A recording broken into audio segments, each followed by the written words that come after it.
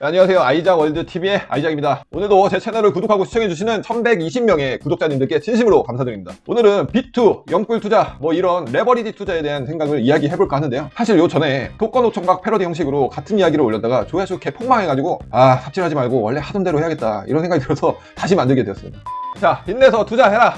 빚을 내서 투자를 하라니 그러다 망해서 패가망신 할 일 있냐? 대충 이런 소리를 들으면 이건 뭔 개소리냐 라고 생각하시는 분들이 굉장히 많을 거라고 생각합니다. 하지만 우리는 대부분 어렸을 때부터 집에선 우리 엄마나 아빠 그리고 학교 다닐 때 선생님 주변에서 형, 누나, 친구들한테 귀에 못이 박히도록 들었던 말이 있죠. 남한테 돈 빌리지도 말고 빌려주지도 말아라. 살면서 빚지고 살지 말자. 돈을 빌렸으면 빨리 갚아라. 등등등 정말 무슨 죽을 죄라도 지은 것처럼 다들 하나같이 빚지고 살지 말라고 합니다. 물론 저 역시도 그런 마인드를 가진 사람들 사이에서 커왔고 그게 마치 정답인 양 40년을 살아왔었죠. 근데 최근 몇 년 사이 제가 수억의 빚을 졌는데요. 거의 40년간 살면서 제 스스로 모아온 돈과 맞먹는 액수였습니다. 근데 웃긴 건 제가 먹고 살 돈이 없거나 도박을 했다거나 사고를 쳐서 빚진 게 아니라 제가 스스로 원해서 생긴 그런 빚이에요. 가장 가깝게는 작년 가을에 미국 배당주 투자를 위해서 5천만 원을 빌린 게 있죠. 대출해서. 대다수의 사람들은 이걸 보면서 용기 있다 또는 실행력 쩐다 이러면서 응원을 해주는 반면 일부 몇몇 지인들은 왜 대출까지 굳이 받아가면서 무리하게 주식 투자를 해야 하냐, 그냥 가지고 있는 돈으로 하지, 이런 식으로 약간 좀 비아냥거리는 사람들도 있었죠. 그렇다면 무려 40년 넘게 남에게 단돈 1원이라도 빌리면 죽는 줄 알았던 제가 어떻게 몇 년 사이에 수억의 빚을 지게 된 걸까요? 전에 내 집 마련에 대한 영상에서도 말씀드렸지만 저는 정말 근검절하게 아이콘이었습니다. 순수하게 제가 노동으로 번 돈이 아닌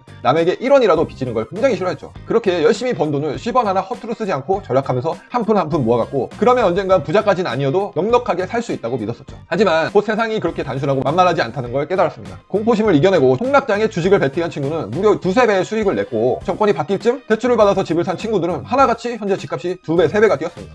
나는 열심히 회사 다니면서 죽을 똥 살 똥 10원 한 푼 아껴서 저축할 때 남들은 자기 자본의 레버리지, 즉 대출을 이용해서 내가 모은 돈의 몇 배에 달하는 부를 축적하고 있었던 거예요. 부자가 된 대부분의 사람들은 남의 돈으로 부자가 됐습니다. 우리가 잘 알고 있는 투자의 내가 워렌 버핏조차 젊을 때 주유소를 하면서 자기 자본의 한계를 느꼈고 지인들에게 돈을 빌려서 어마어마한 투자금을 바탕으로 지금의 세계 부자 순위 10위 안에 드는 사람이 되었죠. 투자자들이 자주 하는 말 중에 거인의 어깨에 올라타라는 말이 있습니다. 제 아무리 발빠른 토끼라 할지라도 자기 몸의 몇 배인 사자나 호랑이의 속도를 못 따라가죠. 우리는 호랑이나 사자, 거인의 몸에 올라타서 달려야 합니다. 그래야 그렇지 않은 사람들과 부를 축적하는 속도를 달리할 수 있거든요. 이렇게 지금까지 제가 자발적으로 빚을 지게 된 이유를 이야기해드렸는데요. 물론 레버리지로 투자하는 게 주식과 부동산만이 정답은 아니지만 어떤 일을 하더라도 자기 자본만으로 이룰 수 있는 데는 한계가 있습니다. 사업도 마찬가지고요. 저는 이제 막 대출을 이용해서 투자를 하고 있는 중이기 때문에 섣불리 성공 여부에 대해서 단정을 지을 수는 없겠지만 막말로 당장 내일 주식이 폭락하거나 부동산이 무너져 빌린 돈을 다 날려먹을 수도 있는 거죠. 근데 반대로 주식이 폭등하거나 부동산이 미쳐서 더 날뛴다면 많은 돈을 벌 수 있겠죠. 하지만 한 가지 확실한 건 제가 아무것도 하지 않는다면 아무 일도 일어나지 않는다는 것이에요.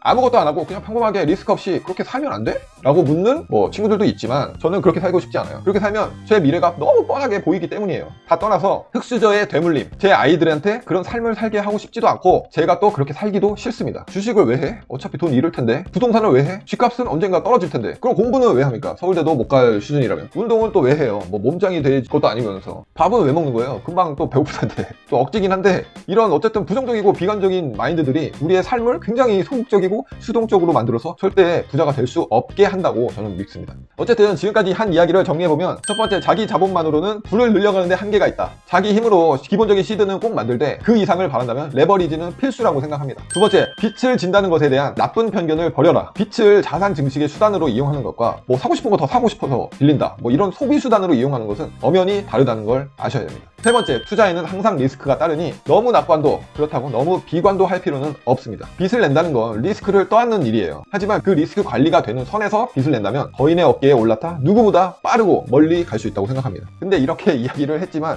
저도 리스크 한 방에 훅 갈 수 있다고 생각을 합니다. 근데 어디까지나 현재 제가 감당할 수 있는 리스크고 혹여나 정말 제로가 된다 해도 직장인 인생에서 가장 황금기인 이 순간이 제가 제일 황금기라고 생각하거든요. 제가 40대 초반인데 그 리스크를 감당할 수 있을 만큼 저는 다 갚을 능력도 된다고 생각을 합니다. 문제는 정말 자기 연봉 이상의 그 감당 못할 빚이라는 거죠. 끝으로 한마디만 하고 마친다면 모든 투자에는 자기 자본금, 즉 종잣돈이라는 게 필요한데 머리에 진짜 피도 안 마른 어린 학생들이나 사회 초년생들은 시작부터 대출금 땡겨서 제발 투자하지 말았으면 해요. 근로소득으로 피땀 흘려 번 종잣돈이야말로 훗날 투자를 하며 성공하는 데 있어서 분명히 멋진 걸음과 씨앗이 될 겁니다. 여튼 오늘 이야기에서 대출에 대한 무조건 안 좋은 인식과 편견이 사라졌으면 좋겠네요. 그럼 저는 이만